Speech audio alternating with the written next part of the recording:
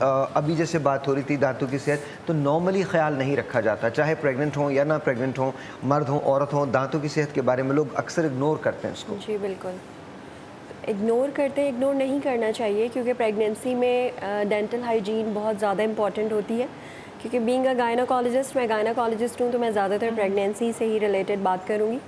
क्योंकि अगर आप दांतों की सफाई अच्छे से नहीं रखें प्रेगनेंसी में, तो कोई भी इन्फेक्शन आपके जिस्म में जो होता है वो आपको प्री टर्म लेबर की तरफ मोड़ सकता है। Oh really? अगर डेंटल हाइजीन अच्छी नहीं होती तो प्री टर्म लेबर और प्री मेच्योर बच्चे जो हैं वो पैदा हो सकते हैं।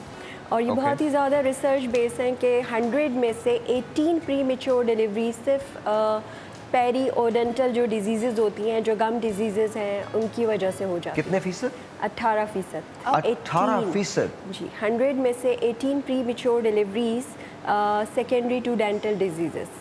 अगर हाँ बिल्कुल, तो हमें ये डेंटल हाइजीन जो है वो बहुत अच्छे से जो है हमें इसको प्रेगनेंसी में इसका ख्याल करना चाहिए। और जब भी हमें कोई पेशेंट कहती है तो हम फ़ौरन उसको जो है ना वो डेंटिस्ट के पास रेफ़र करते हैं कि फ़ौरन आप जाओ, उनसे कंसल्ट करो और जो भी अगर गम डिजीज़ हैं ताकि वो उसको क्योर कर सकें। प्रेगनेंसी में गम डिजीज़ इसलिए भी बढ़ती हैं कि हार्मोन लेवल्स राइज़ होते हैं, प्रोजेस्टेरॉन। तो जैसे जैसे प्रोजेस्टेरॉन राइज़ होता है तो जिंजिवाइटिस एक कंडीशन है प्रेगनेंसी में जो आती है, जिसमें स्वेलन रेडनेस एंड स्वेलनेस जो है वो गम्स की बढ़ जाती है।